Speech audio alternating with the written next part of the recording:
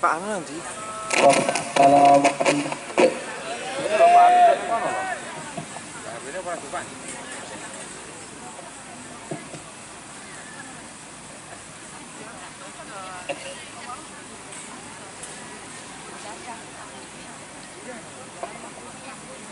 sudah jam 10:30 ibu-ibu nggih.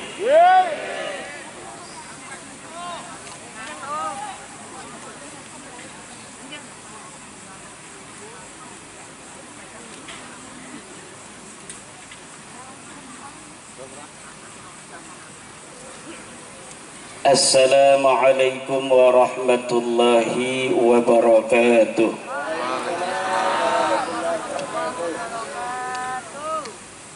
Alhamdulillahil malikil hakim al-jawadil karimil azizir rahim fattariqu ilaihi wadihul lil qasidin waddalilu alaihi laihul lin nazirin.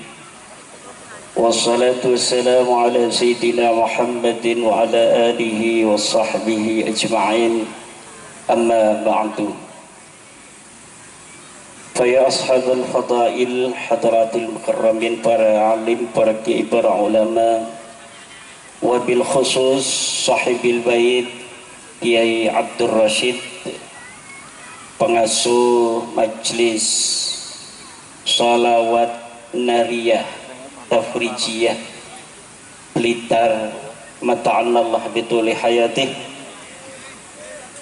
Guru kita bersama Kiai Haji Saifuddin Zuhri dari Blitar, cuma sekarang lagi ngendong di Malang. Kiai Agus,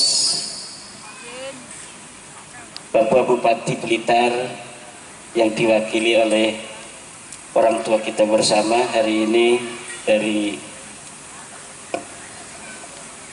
Kabupaten Blitar, dari camat yang saya hormati Bapak Kepala Desa, Ketua Majelis Ulama Indonesia Blitar, Ketua PCNU Blitar, Ketua PWI LS Blitar, hadir juga Ketua PWI LS Tulung Agung beserta Laskar Sabilillah Tulung Agung, ingin membantu acara di Blitar pada malam hari ini yang sungguh luar biasa.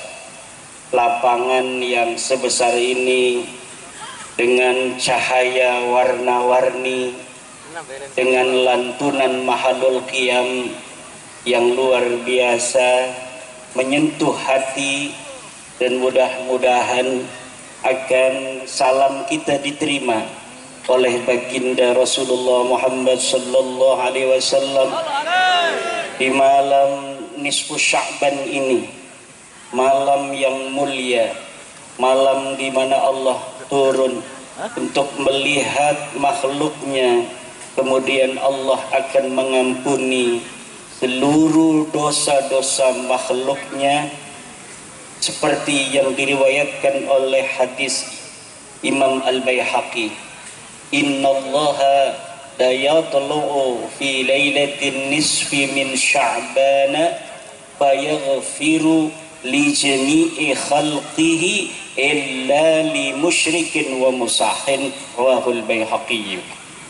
Bahwa Allah akan turun di malam Lailatul Nisfi min Sya'ban. Allah akan ampuni seluruh dosa-dosa makhluknya, kecuali orang-orang yang menyekutukan Allah, orang-orang yang menyembah Allah tapi juga dia menyembah selain Allah.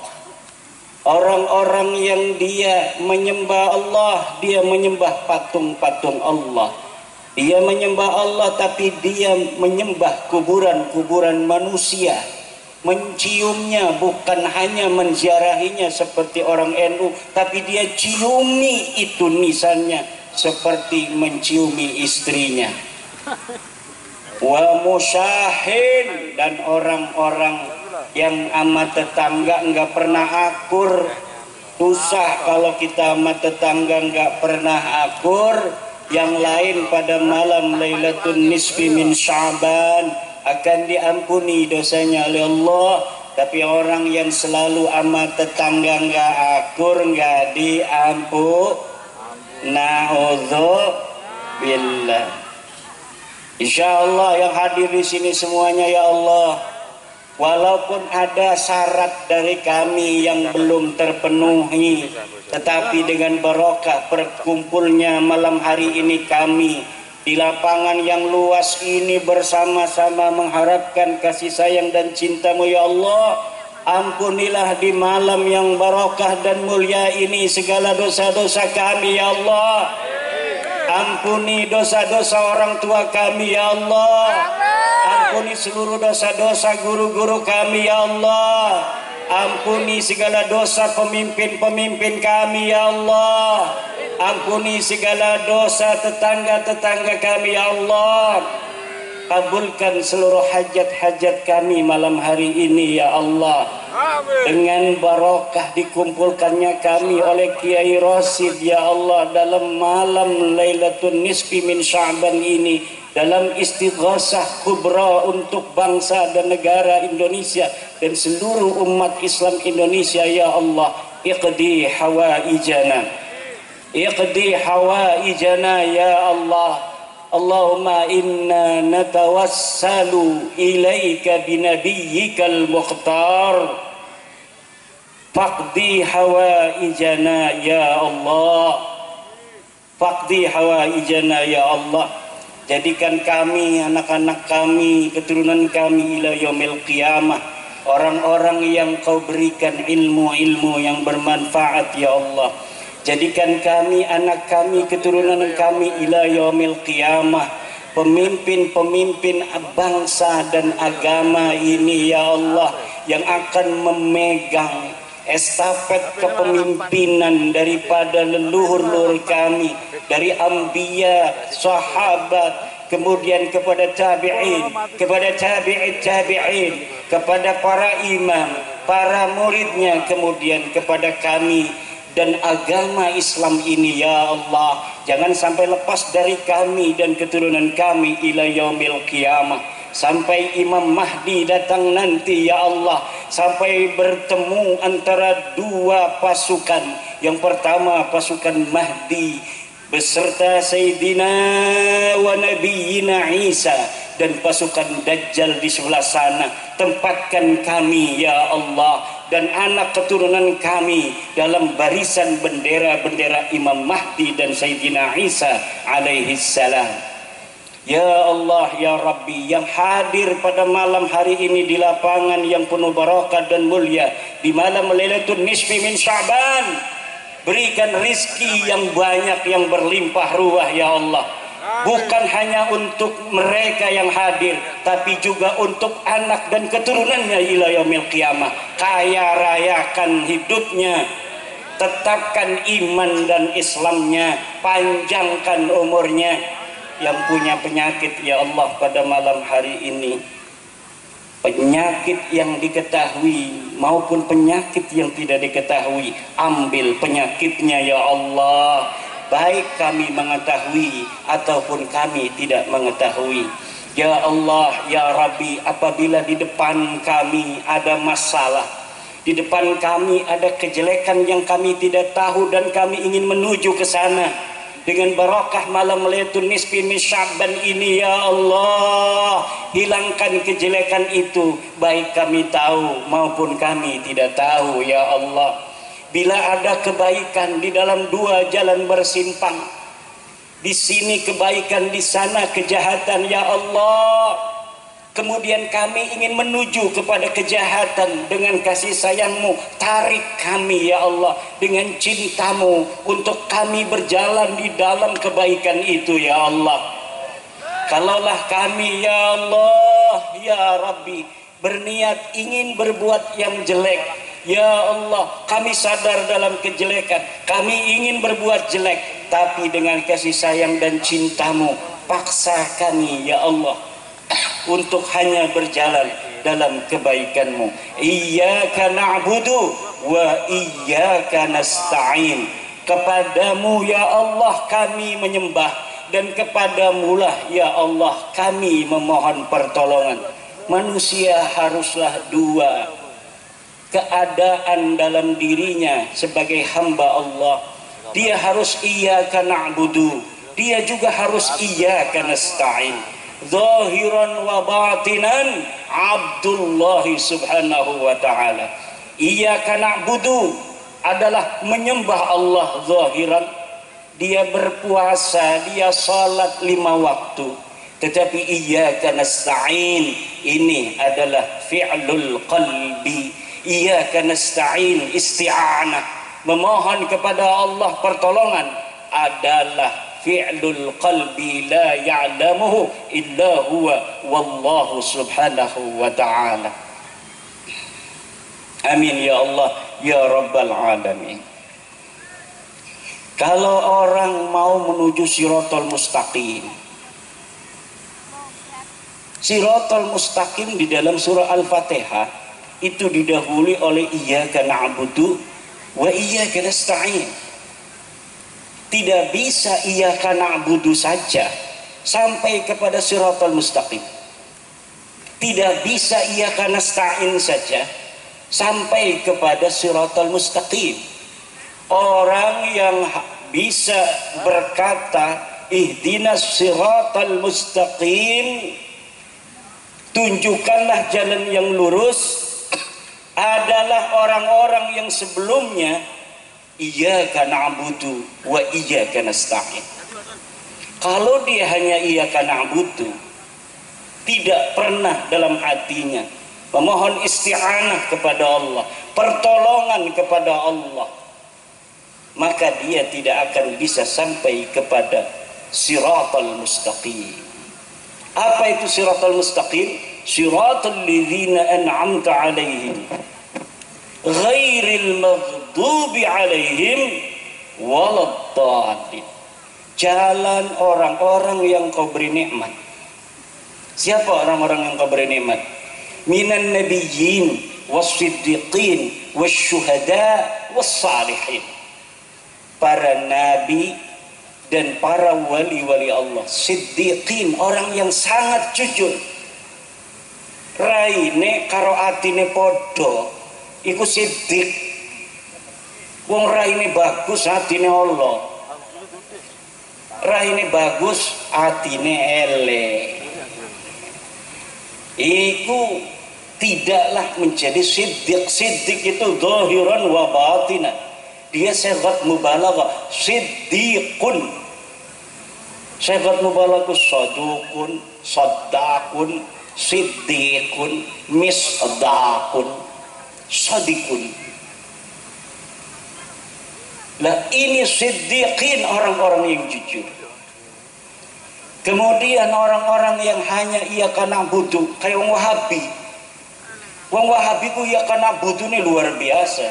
Allahu Akbar, Allahu Akbar, langsung tamu ditinggal. Wong Wahabi langsung wudhu, sholat, tamu melongo bedewek.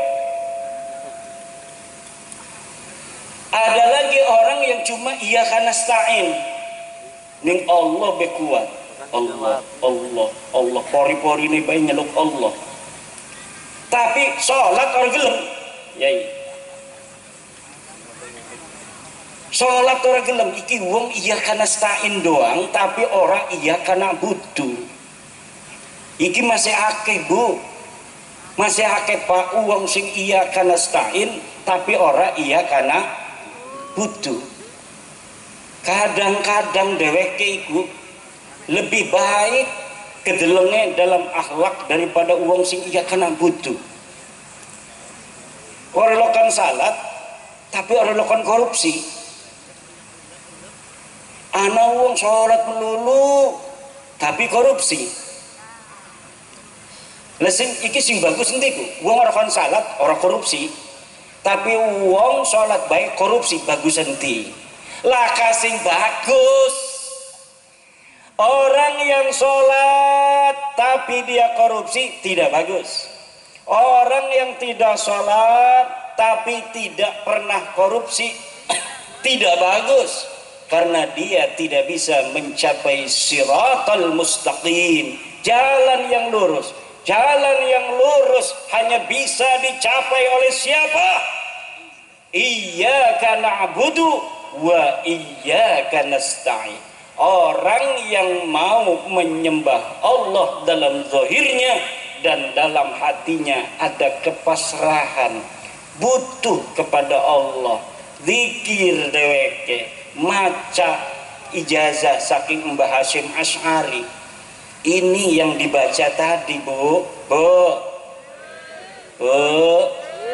Ini yang dibaca wiridan tadi, wiridan Mbah Hasyim Asy'ari yang jarang orang tahu, tapi Kiai Rosid dapat ijazah dari muridnya Mbah Hasyim Asy'ari.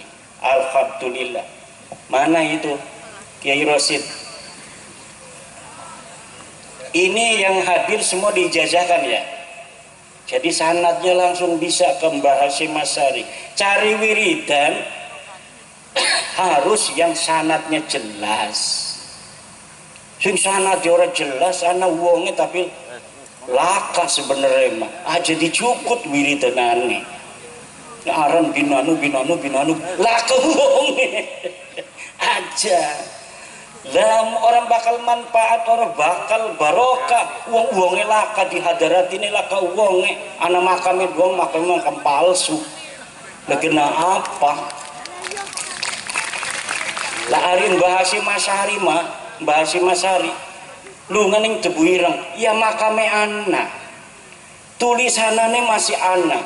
Risalah Ahli Sunnah wal Jamaah. Anak-anaknya masih anak. Ijazah Bukharinya banyak muridnya, mungkin sekarang cucu-cucunya, cucu muridnya masih ada. Kalau saya cicit, saya ngambil sanad Bukhari dari Tebu Ireng. Di rumah guru saya dari Tebu Ireng, paman-paman. Tapi saya tidak cukup, saya nyelinap ngaji di Tebu Ireng tanpa orang Tebu Ireng tahu. Kiai Habib masih ngajarin kitab Sahih Bukhari, saya ngaji di Tebu Ireng. Wong Tebu Ireng ora weruh, kita ngaji ning Tebu Ireng Sahih Bukhari ning Kiai Habib bari didorong-dorong kelawan kursi roda. Kenapa? Sanadnya jelas. Mbah Hasyim Asy'ari muhaddisun faqihun, muhaddisun faqihun, dan hati-hati dalam tasawuf. Mbah Hasyim Asy'ari sufi, tapi hati-hati dalam tasawuf. Tidak sembarangan tasawuf Mbah Hasyim mau. Kenapa? Karena tasawuf qad ikhtalata minha bil falsafah. Banyak dari tasawuf yang telah bercampur dengan filsafat, dan sebagiannya lagi qad ikhtalata bizandaqah, dengan kezindikan. Wis kita mah sing penting inget ning Allah. Ora salat maning ora apa-apa, ning Al-Qur'an nega aqimus shalah lidzikri. Dirikanlah salat karena mengingat aku. Karena tujuan salat adalah mengingat Allah, maka ora usah salat, sing penting inget ning Allah. Petoa. Sira lamun pengen mangan inget doang wareg ora. Betul apa ora? Ibu-ibu pengen mangan. Ibu-ibu pengen mangan, inget doang wareg ta ora? Iki melongo iki ngerti ta ora bahasa Jawa kresek iki? Bu. Iki kula wong Banten. Tapi Banten ngomongnya ana sing Jawa. 4 kabupaten itu Jawa. Kabupaten Serang, Kota Serang, Cilegon, Kabupaten Tangerang. Kabupaten Tangerang ada 29 kecamatan, 7 kecamatan bahasa Jawa. Kula ning Kabupaten Tangerang bahasane Jawa. Jawa ndi? Ya Jawa bener. Tapi digawan ning Wonogiri kula ngomong Jawa. Wong Wonogiri orang ngerti kula ngomong Jawa iku apa artine iki? Remen, kata orang tua dulu, leluhur wong Kresek Banten itu dari Jawa. Sudah sekitar 1570 sampai sekarang 2024. Wis 500-an tahun. 500-an tahun wis ana ning Banten, barang balik ning Wonogiri ngomong Jawa, ngakune orang ngerti ngomong Jawa. Asale sing Wonogiri. Salah satu nenek saya itu dari Wonogiri, Nyai Ageng Wonogiri. Nyai Ageng Wonogiri masih ada makam ning Banten. Dikawin nang Sultan Maulana Muhammad Nasruddin. Maulana Muhammad Nasruddin baru berumur 24 tahun perang mati. Rabine lagi ngandung umur 3 bulan. Coba lamun umpamane waktu iku rabine orang ngandung, Kesultanan Banten putus. Ning zaman Sultan Maulana Muhammad Nasruddin sultan ketiga dari Banten. Tapi alhamdulillah ketika deke perang mati, rabine lagi meteng wong Wonogiri. Kemudian dua anak arane Abdul Qadir. Abdul Qadir dari Sultan Abdul Mafakhir Mahmud Abdul Qadir. Barang dari Sultan arane dawa.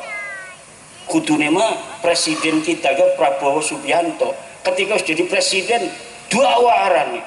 Presiden Prabowo Subianto Manunto Putros. Supaya keren Pak Bupati. Coba kalau di Tangerang udah Pak Bupati sini. Di Tangerang itu kalau bupati yang definitif itu selain diangkat oleh gubernur, dilantik gubernur, itu juga ada pelantikan budaya. Ada dewan adat, kemudian setelah dia dilantik oleh gubernur atau Mendagri, nanti ya dia dikasih gelar adat juga. Gelar adat oleh pemangku adat. Kebetulan saya ketua pemangku adat di Kabupaten Tangerang. Jadi kemarin itu bupati yang dulu ya selain dia mendapatkan pelantikan dari pemerintah, juga mendapatkan pelantikan secara budaya untuk melestarikan kebudayaan masyarakat supaya tidak hilang. Nah, seperti tadi ini marhaba. Ini marhaba ini jangan sampai hilang. Karena ini adalah kebanggaan kita sebagai masyarakat Jawa.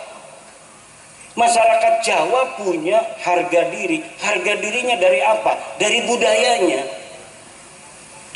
Kalau ada kebudayaan kita yang kita warisi dari nenek moyang, itu namanya heritage. Apa namanya? Heritage. Heritage itu warisan budaya yang diturunkan oleh leluhur kita secara turun-temurun sebagai identitas dan jati diri kita sebagai bangsa yang telah berkembang leluhurnya dan menguasai daerah ini selama ribuan tahun. Itu ciri-cirinya adalah warisan heritage ini yang diturunkan dari satu generasi ke generasi yang lain. Tidak bisa musuh-musuh itu menjajah kita apabila kita masih kekeh untuk menjaga warisan budaya itu. Selama mereka itu belum bisa menggantikan budaya kita, berarti kita masih menang. Tapi kalau mereka itu sudah bisa untuk mengganti budaya kita dari A sampai Z, termasuk bagaimana cara kita mengekspresikan rasa cinta kepada Nabi Muhammad dan ahli bait Nabi, mau diganti oleh budaya mereka yang mereka bawa dari tanah leluhur mereka, padahal mereka kesini mau numpang makan karena di sana nggak ada padi, di sana nggak ada pohon, di sana nggak ada ketela, deke kurang makan, wedus bae wis padalah kesusun ini kana. Akhirnya dia gelati pangan ning di, ya tidak ada lagi jannatun fid dunya. Indonesia jannatun fid dunya. Surga yang ada di dunia ini adalah Indonesia. Malam hari ini kita beristighosa untuk menjaga Indonesia. Coba wong desa Blitar yang dulu Insinyur Soekarno, ya kiai, iki kiai iki lagi nonggoni kita ngomong nasam kok dingin Gus, isku mau kabe wis putus nasabega, kiai. Ini kan tempat lahirnya Insinyur Soekarno, betul nggak? Makamnya pun wis ditakdirakan nang Allah mati ning Jakarta, wis dikubur ning Bogor, tapi leluhur orang-orang Blitar, di mana dia dilahirkan di sini. Terus ning Allah peninjauan kembali.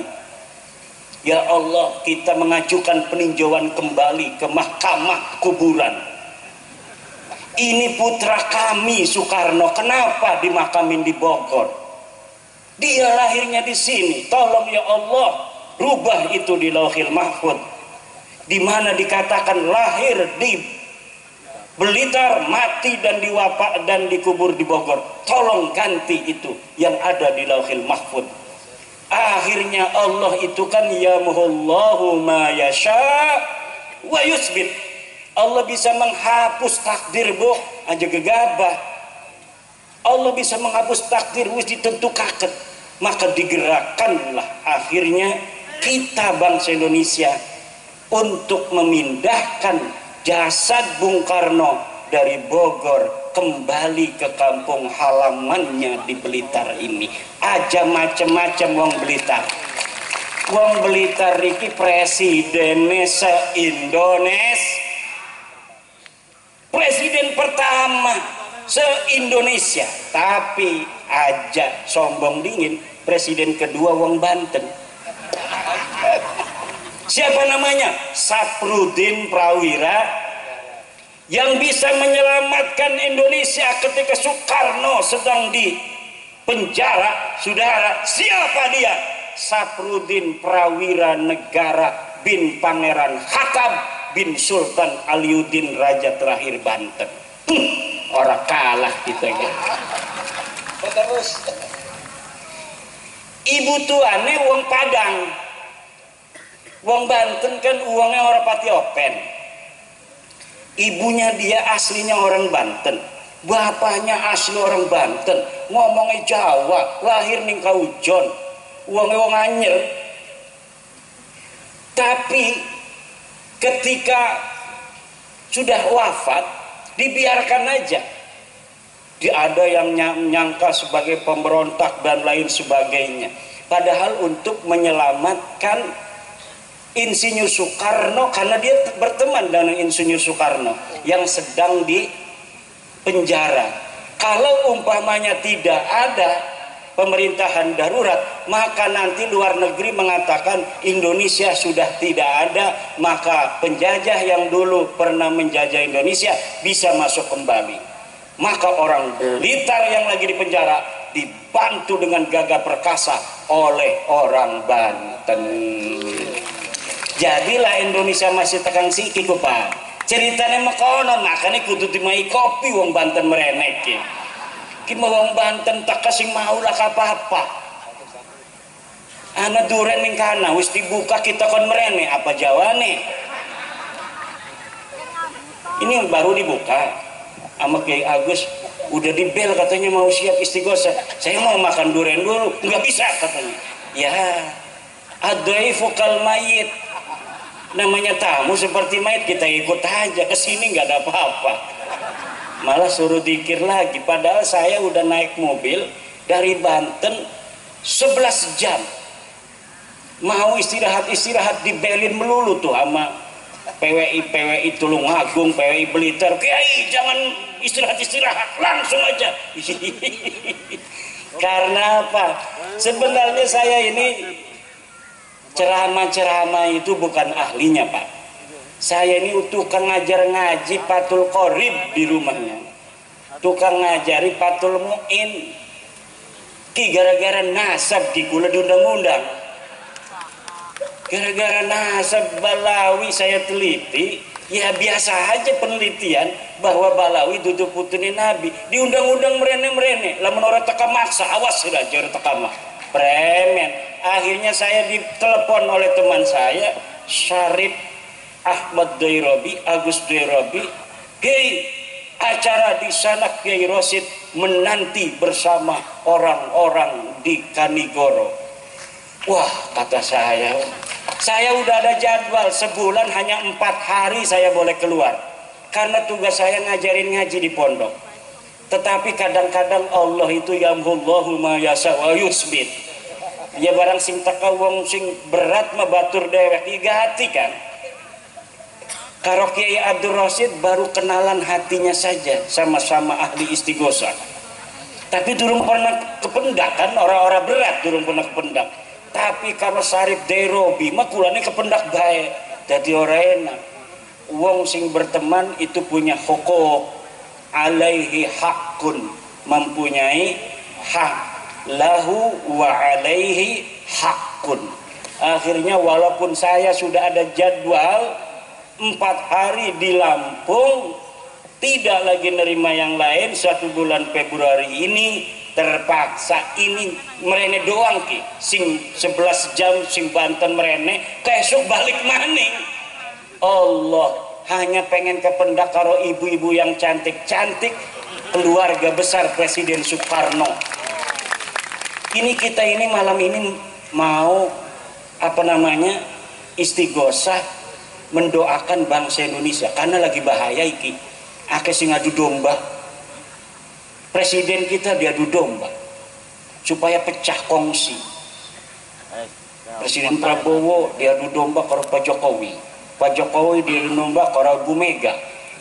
Ibu Mega diadu domba karo SBY. SBY diadu domba karo Fufu Fafa. Macem-macem lah. Kata Pak Prabowo, jangan pisahkan aku dan dia. Gak mau. Pak Prabowo itu orang cerdas, bos. Orang mau misahin Pak Prabowo dengan Pak Jokowi nggak bisa. Orang memisahkan Pak Jokowi Bu Mega nggak bisa. Kedelangnya doang orang akur gak. Semuanya hatinya demi bangsa dan negara Indonesia. Orang-orang yang sudah ditakdirkan Allah di atas, untuk apa? Untuk menjaga, untuk menjadi pemimpin bangsa. Pasti di dalam hatinya ada kecintaan kepada bangsa dan negara Indonesia. Semuanya saya yakin tidak mau bangsa dan negara Indonesia ini hancur, kembali ke zaman dahulu kala. Masing-masing daerah gawe kerajaan dewek, Blitar gawe kerajaan sendiri, Tulung Agung bikin kerajaan sendiri, Solo bikin kerajaan sendiri, Banten bikin kerajaan sendiri. Masing-masing gampang diadu domba, masing-masing gampang peperangan. Sekarang ini ketika sudah ada Indonesia, saudara, kita ini aman, tentrem, kertara harja. Hari-hari jadi malaikat kabeh mau bisa korupsi setitik karena kene mau manusia aja. Ini tujuannya pemimpin kita Pak Prabowo untuk bangsa negara, Pak Jokowi untuk bangsa negara, Pak Ibu Megawati untuk bangsa negara, SBY untuk bangsa negara, Gus Dur untuk bangsa negara, Pak Muhaimin untuk bangsa negara, PBNU untuk bangsa negara. Tetapi manusia kabeh tujuannya baik, tapi kita lamun bisa mesin ngarep mekononku iku arane manusiawi, Bu. Ngerti teh boten nyengir-nyengir makene iki? Bu, semuanya untuk bangsa negara kita. Tetapi karena manusia itu wataknya itu seperti watak asalnya. Asalnya manusia itu adalah dari sperma, Bu. Sperma itu kalau kita belajar ilmu biologi, kita ini belajar ilmu biologi ketika ning sanawiyah, betul? Ada zigot segala macam, bahwa manusia ketika dia itu menjadi sperma itu jumlahnya jutaan masuk ke rahim wanita, tapi yang nyampe pertama hanya saat yang paling cepat nyampenya inilah ke dinding rahim wanita yang akan menjadi anak. Yang lainnya itu mati. Kenapa? Karena kalau sudah ditempatin satu, yang lain tidak bisa. Jadi manusia itu asalnya musabakoh. Manusia itu nih sekarang ini kitalah yang terbaik dari saudara-saudara kita yang jumlahnya jutaan itu. Waktu malam-malam abah kita, karo emak kitaku, kitalah yang pertama, yang terhebat. Kemudian kita menjadi segumpal darah, kemudian jadi segumpal daging, kemudian dibentuklah oleh Allah, laki-laki atau perempuan, dikasih nyawa oleh Allah, dilahirkan. Dialah yang terbaik, dialah pemenang. Nah, manusia masih ingat waktu dheweke ning jero rahim rebutan karo dulur-dulur. Maka walaupun tujuannya bagus semua, tapi ada persaingan. Iku persaingannya namanya persaingan politik. Persaingan politik itu wajar. Tapi tidak bisa diadu domba untuk menyengsarakan rakyat, nggak bakal mau mereka. Mereka itu hanya mau bersaing politik dengan tujuan sama, yaitu demi bangsa dan negara. Lah musuh-musuh ini ngadu domba agar negara kita hancur. Rela apa tidak kalau ada orang mengadu domba pemimpin-pemimpin kita agar bangsa dan negara kita hancur? Lawan apa lawan? Hancurkan apa tidak? Hancurkan. Hancurkan itu orang-orang yang mau mengadu domba Bapak Prabowo dan Bapak Jokowi, yang mau mengadu domba Bapak Jokowi dan Ibu Mega, yang mau mengadu domba Ibu Mega dengan SBY, yang mau mengadu domba Bapak Prabowo dengan Bapak Gibran Rakabuming Raka. Hancurkan ya Allah, sehancur-hancurnya. Kenapa? Kalau pemimpin-pemimpin kita itu sudah bisa diadu domba, maka lemah kekuatan kita. Banten itu Pak, Banten. Cerita gimana? Bukan karena saya orang Banten membanggakan Banten, tetapi memang dalam buku sejarah Banten tidak bisa dimasuki oleh musuh kecuali oleh pengkhianat yang dari dalam Banten sendiri. Sultan Hasanuddin ketika jadi sultan didatangi oleh siapa itu, orang Belanda itu? Bukan, yang pertama kali datang. Pertama kali datang dari Eropa ke Indonesia ini, ke Nusantara, itu pertama datang ke Banten. Mau dagang katanya. Akhirnya diterima oleh orang Banten. Pas dagang dia memonopoli, diusir sama orang Banten. Kemudian pada zaman Sultan kedua Maulana Yusuf juga diusir. Pada Sultan Maulana Muhammad tidak bisa menguasai. Pada zaman Sultan Abdul Mafahir mulai perang 1630. Pada saat Sultan Agung Tirtayasa puncak peperangan VOC Belanda dengan Kesultanan Banten. Nggak bisa menang itu musuh-musuh Banten. Tapi ketika diadu domba oleh Belanda antara ayah dan anak, akhirnya anaknya ini mau memberontak pada ayahnya. Musuh sudah ada di istana sendiri, barulah bisa ditaklukkan. Dan kelakuan seperti ini bukan hanya Banten, seluruh bangsa Nusantara itu adalah para pejuang petarung yang siap perang. Ki wong Blitar ki siap perang kabeh ki. Senajan kedelenge pada lemes siki mah. Kenapa? Karena bukan masa perang. Kalau masa perang semuanya ini saya yakin mau perang. Makanya kita lagi risih gining Banten siki anak pik 2 ki. Ada pik 2 ini saya itu ada ketakutan apa? Takut pemerintah nggak mau mengikuti keinginan rakyat Banten untuk menyetop PIK 2, akhirnya rakyat Banten merasa dijajah. Kalau perasaan merasa dijajah sudah hadir, saya yakin, bukan memastikan, saya yakin akan terjadi suatu huru-hara. Kenapa? Ketika masyarakat di mana saja itu sudah merasa dijajah oleh orang asing, sementara dia merasa yang harusnya itu membela tidak membela, maka terpaksa yang biasa nyangkul, cangkulnya akan dibuang. Yang biasa nyoret kitab, pulpennya akan dibuang, kitabnya akan ditutup. Yang biasa dagang, tokonya ditutup. Yang biasanya cuma nganggur di pos kamling, main remi, main catur, caturnya disepak. Nah ini makanya PBNU sudah mengeluarkan Bahsul Masail kemarin, bahwa menurut Bahsul Masail Nahdlatul Ulama, hasil keputusan tahun 2025 ini laut haram disertifikat.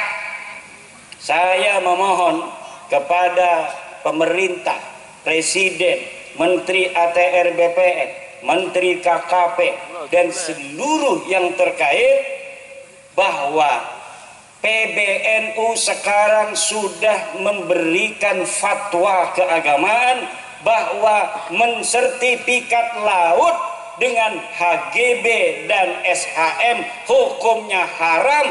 Tolong patuhi fatwa Nahdlatul Ulama, hentikan PIK 2 di Tangerang dan seluruh Indonesia. Karena apa? Ternyata bukan hanya di Tangerang laut itu disertifikat, Bu. Di Sidoarjo ada, di Surabaya, di Madura, anak kowe wong Madura. Lautnya wis disertifikat. Di daerah lain juga banyak, kata menteri itu. Ternyata bukan hanya di Tangerang. Makanya Tangerang yang menjadi sumbunya. Ketahuan memang benar-benar daerah keramat itu. Daerah Banten kata orang tua, ini kata orang tua, mungkin kata orang Blitar, tanah Blitar keramat. Kata orang Banten, tanah Banten berkeramat. Tapi lamun didelung-delung ternyata anak bener ya. Dulu Sultan Agung Mataram yang masih saudara, sama-sama keturunan Ki Ageng Pemanahan dari jalur Ibu Banten, itu mau nyerbu ke Banten. Waktu mau nyerbu niat saja, itu malamnya sudah mimpi dia itu nanahan semua sekujur tubuhnya, ngimpi doang. Akhirnya dia bangun, pas bangun ini bekas-bekas nanahnya masih ada. Apa ini urusannya? Oh Sultan, jangan sampai menyerbu Banten. Akhirnya nggak jadi. Nah sekarang juga gara-gara Banten ketahuan, seluruh sertifikat laut ketahuan. Bekasi yang paling dekat dengan Jakarta itu nggak ketahuan. Yang ketahuan di Tangerang dulu. Maka tolong kepada para pemerintah, iki masyarakat saya lihat sekelibat itu sudah ada cucu Pangeran Jaga Lautan Pulau Cangkir itu yang berziarah. Itu saya melihat karena saya kenal semua cucu Pangeran Jaga Lautan. Ada yang sudah berziarah dan bukan dari NU. Jadi banyak cucu-cucu Pangeran Jaga Lautan itu yang bukan NU. Dia masuk ke ITB, ke IPB, jadi HTI. Dia menjajakan HTI di Banten nggak laku-laku. Nah, sekarang ini kalau menjajakannya ini adalah keadilan, kalau menjajakannya keadilan di Banten karena ada pendidasan, akan laku dia ini. Saya kenal karena masih saudara. Wah, udah ada nih oknum-oknum nih jarah.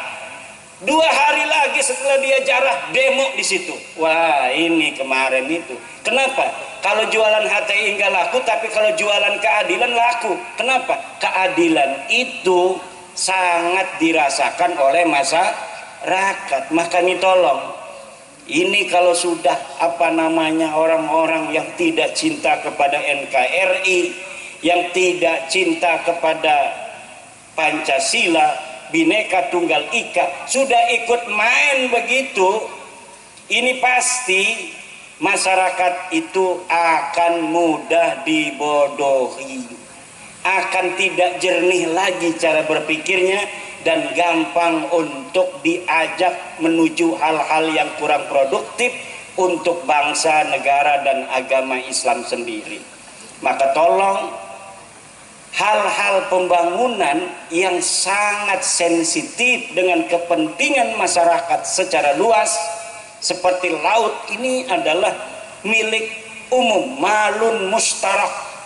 Menurut fatwa PBNU dalam Bahsul Masail Kombes dan Munas 2025 ditetapkan bahwa laut adalah malun mustarakun, harta yang dimiliki oleh semua, tidak boleh haram hukumnya disertifikat baik HGB maupun SHM. Tolong pemerintah memperhatikan hasil keputusan daripada organisasi Islam terbesar di dunia, yaitu Nahdlatul Ulama. Supaya apa? Ini orang-orang pengadu domba ini supaya tidak lagi punya jalan untuk mempengaruhi masyarakat. Pada saat yang sama HTI di mana-mana mengibarkan benderanya. Coba di Surabaya, tempat berdirinya Nahdlatul Ulama, ribuan HTI mengibar-gimbarkan bendera. Hari yang sama di Jogja juga mereka mengibar-ngibarkan bendera HTI. Di Banten ketika ada demo itu, demo menuntut ditutupnya PIK 2, baik PSN-nya maupun PIK 2-nya yang bukan PSN, itu saya lihat mereka tidak mengibar-ngibarkan bendera la ilaha illallah, tetapi 70% itu orang-orang HTI, masyarakatnya hanya beberapa persen. Nah, makanya ini adalah sebuah hal yang mengkhawatirkan. Kenapa? Kalau jualannya itu adalah jualan keadilan dan anti kezaliman yang sedang dirasakan oleh masyarakat sendiri, maka ini akan laris manis Tanjung Kimpul. Laris manis Tanjung Kimpul. Maka tolong ini pemerintah untuk memperhatikan. Ini Nahdlatul Ulama sudah turun loh, pakai fatwa Bahsul Masail. Saya di malam-malam dibel untuk datang ikut juga. Kata saya ndak mau ikut-ikut dulu.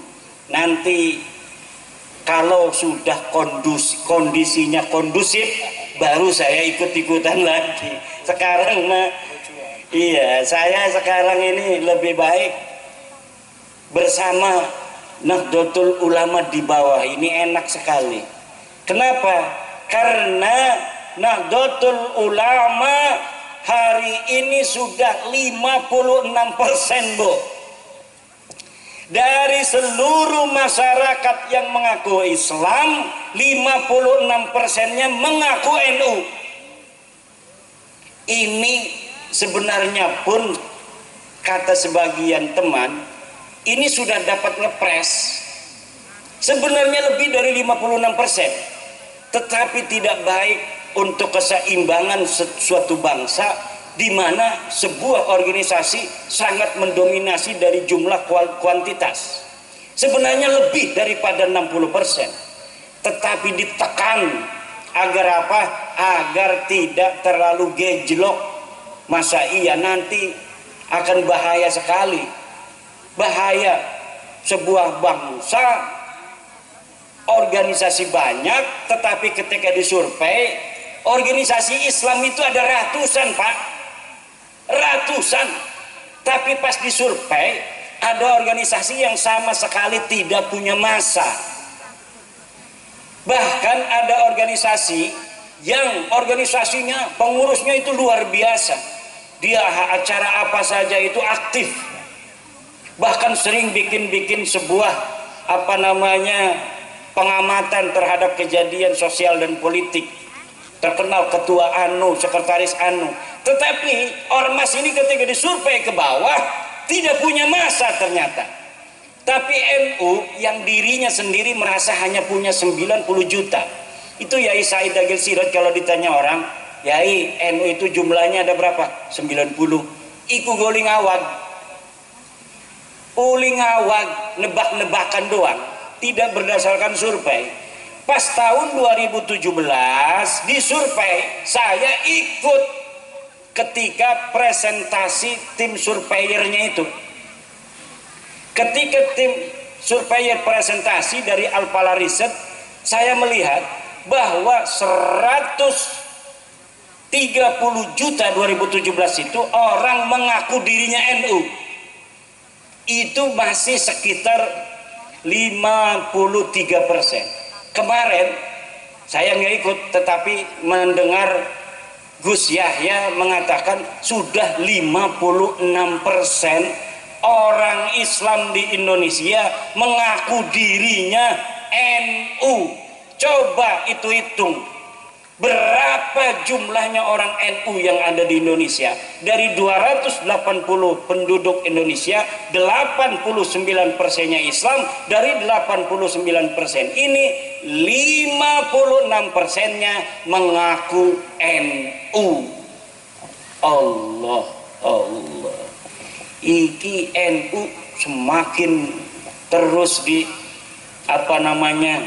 nyinyirin orang, semakin gede. Nang apa? Barokah. Kayak PWI ki, karena PWI ki anaknya NU. Semakin ditolak, semakin di mana-mana pengen jadi PWI. Syaratnya PWI harus bermitra di bawah NU. Ini permintaan dari mana-mana. Bahkan di Jawa Barat, kenapa kemarin itu sampai ada sedikit permasalahan organisatoris, ketua Jabarnya itu dibekukan.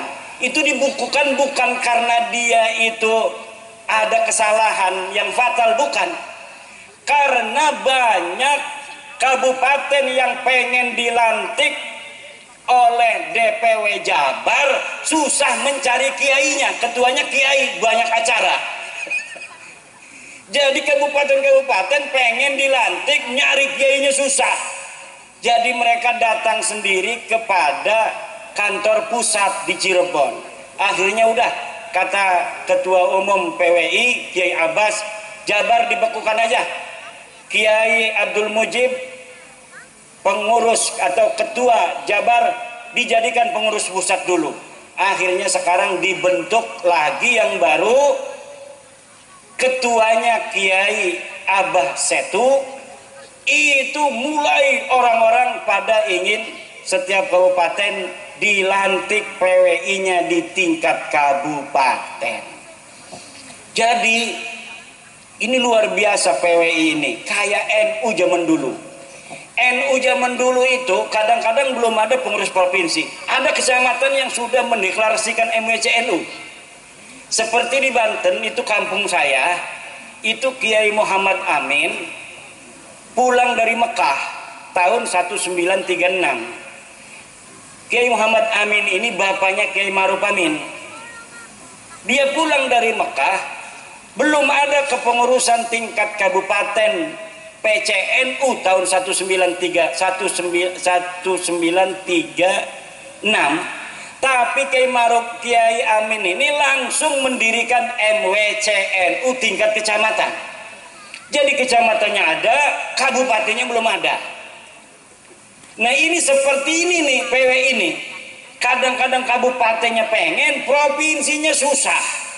Nyari ketua provinsinya karena kiai semua. Kalau di Wonogiri, Seragen, sekitarnya itu semuanya kebanyakan Surya PCNU. Gampang nyarinya kalau Surya, paling dia di pondok ngajar ngaji. Tapi kalau kiai penceramah susah. Nyari saya itu gampang, Pak. Karena ada di pondok ngajar ngaji tiap waktu. Asar ngajar ngaji, maghrib ngajar ngaji, subuh ngajar ngaji. Sekarang ini nggak ngajar ngaji nih, ya karena dikerjain oleh Kiai Rosid.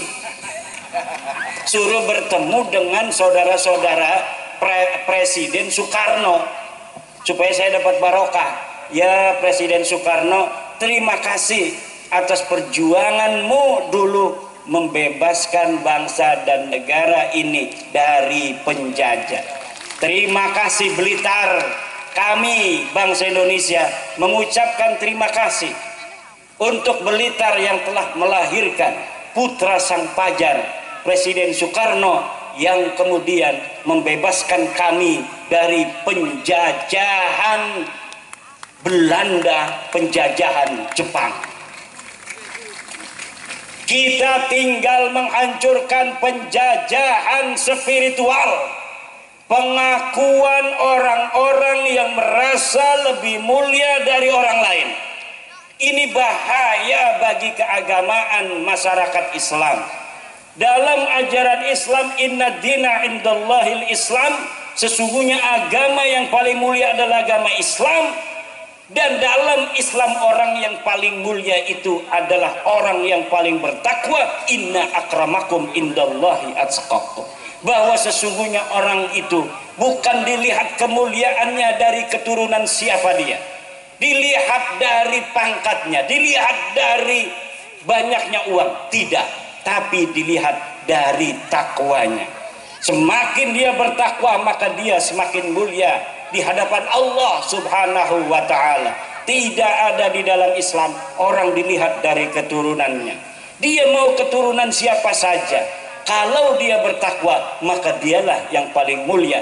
Inilah ajaran Islam dan inilah ajaran Pancasila, sila kedua, kemanusiaan yang adil dan beradab. Jangan mau dibohongi bahwa Anda lebih rendah dari mereka dan mereka lebih mulia dari Anda hanya berdasarkan pengakuan bahwa mereka sebagai keturunan Nabi. Apalagi yang mengaku itu keturunan palsu, yang DNA-nya tidak terkonfirmasi, nasabnya tidak ada di kitab nasab, nama-namanya dalam kitab sejarah. Jangan mau kalian orang-orang mulia, turunan orang mulia, orang Blitar, bahannya bahan bagus, bisa jadi presiden. Sudah terbukti orang yang lahir di Blitar bisa jadi presiden. Haram hukumnya orang Blitar merendahkan diri di hadapan bangsa lainnya, apalagi bangsanya itu bukan bangsa Indonesia. Tunjukkan dada orang Blitar. Dada orang Blitar, dadaku, iki dadaku, endi dadamu, kata Presiden Soekarno. Indonesia menggugat itu siapa? Insinyur Soekarno. Sekarang Blitar menggugat nasabah Lawi. Tidaklah heran kalau Blitar ini menjadi salah satu pelopor di Indonesia terhadap peningkatan martabat, harkat, derajat, jati diri bangsa Indonesia. Karena dari Blitarlah putra sang fajar dilahirkan. Siapa saja orang yang terlahir dari Blitar pantas jadi presiden Republik Indonesia. Wis jam rolas bo, kulane durung istirahat 11 jam nunggang mobil. Iki makin ngekone wis sing kenceng banget. Iki provokator dudu ora gelem pegel nunggang mobil kayak setan bae. 160 wis kita ngelilir kenceng.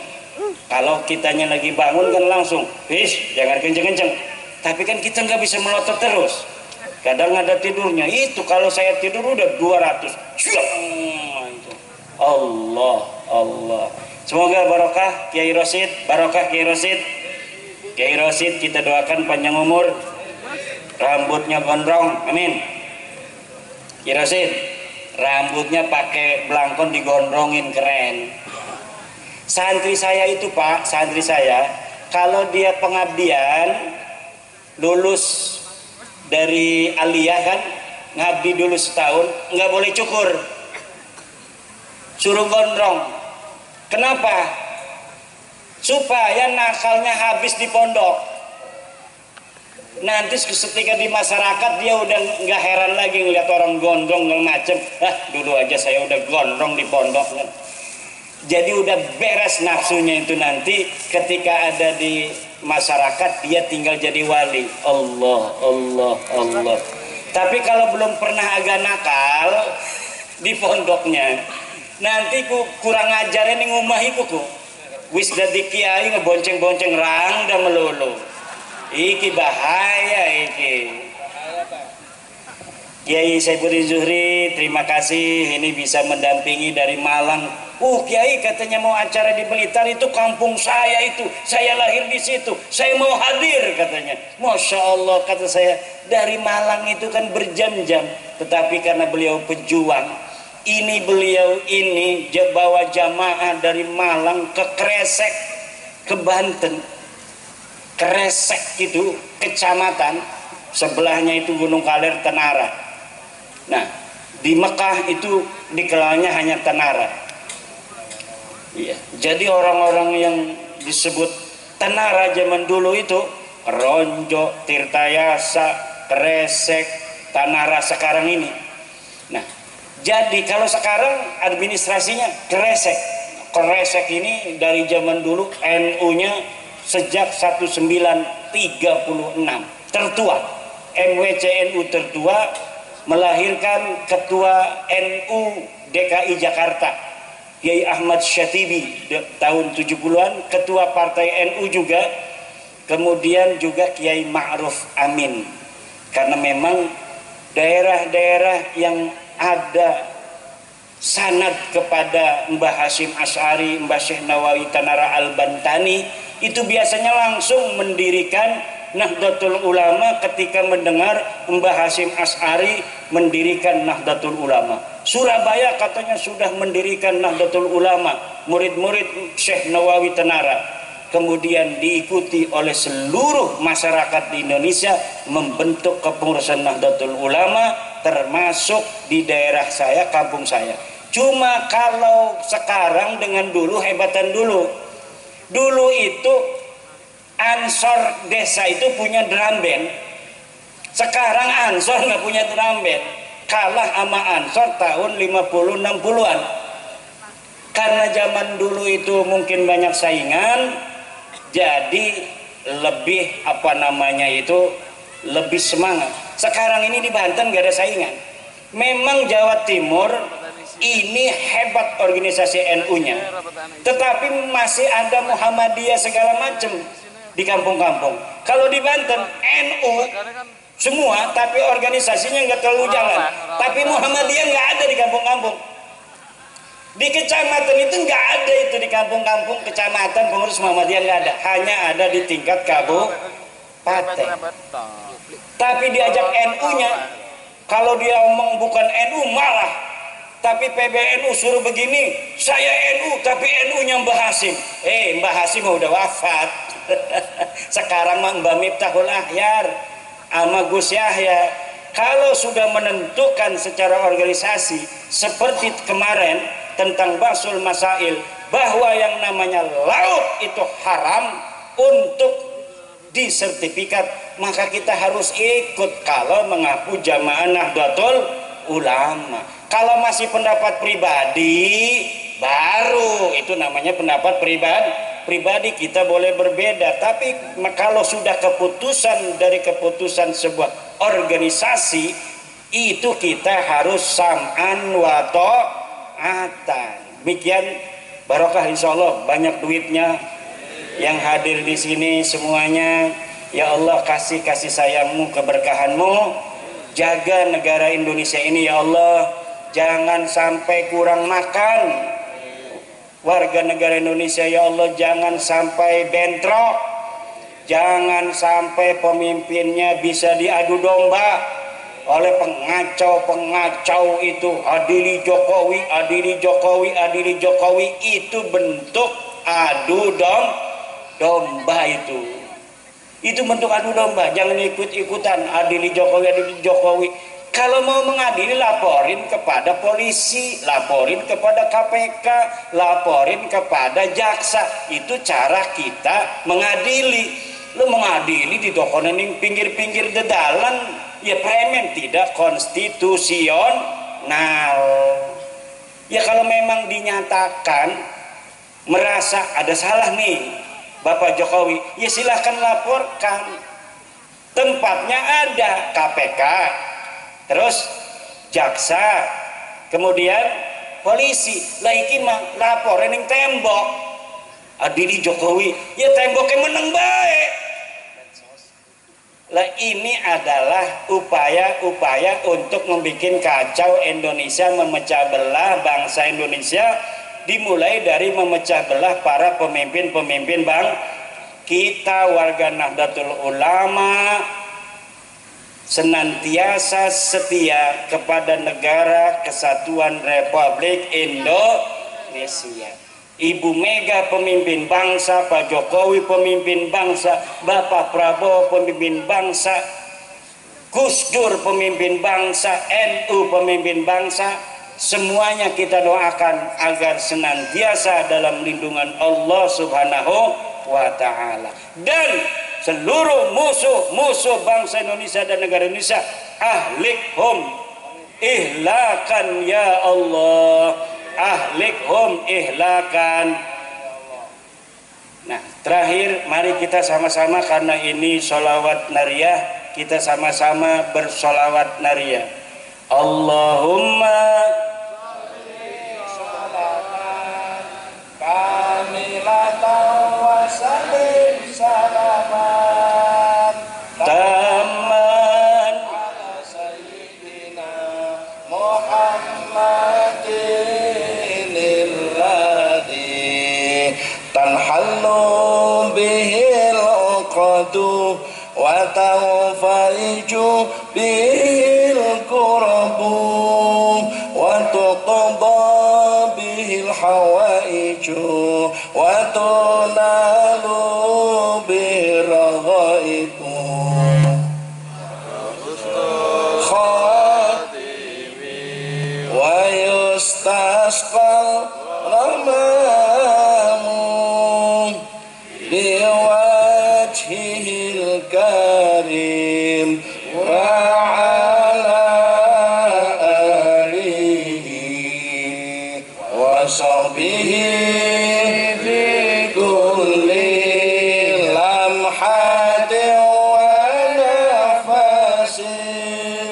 wa nafasin bi'adati kulli ma'lumina. Amin ya Allah ya Rabbal. Kenapa sholawat nariyah disebut sholawat nariyah? Li'annaha tuhaqqiqul hawaija kannari 'alal hashim. Li'annaha tuhaqqiqul hawaija kannari 'alal hashim. Karena sholawat nariyah itu bisa menjadikan segala hajat kita menjadi kenyataan secara cepat, seperti api terhadap dahan-dahan kering. Sholawat nariyah juga disebut sholawat tafrijiyah, li'annahu tufarrijul kuruba wal humum. Karena sholawat nariyah bisa untuk menghilangkan kesusahan dan kedukaan. Disebut juga sholawat nariyah itu miftahul kanzil muhit. Miftahul kanzil muhit li'annaha miftahul amwal. Karena sholawat nariyah itu kunci harta benda. Siapa orang membaca sholawat nariyah 4444 seorang diri maupun berjamaah seperti ini, kemudian dia berdoa hajatnya, tuqda lahul hawaij, maka hajatnya akan dikabulkan oleh Allah. Wa man arada ayanzura ila rasulillahi fi manamih falyaqraha mi'atan. siapa orang yang ingin melihat Rasulullah di dalam mimpinya, maka baca selawat nariyah 100 kali. Siapa orang yang membaca dalam satu majelis selawat nariyah 100 kali, maka keinginannya akan dikabulkan Allah. Wallahul muwaffiqu ila aqwami thariqin. Wassalamualaikum warahmatullahi wabarakatuh. Waalaikumsalam warahmatullahi wabarakatuh.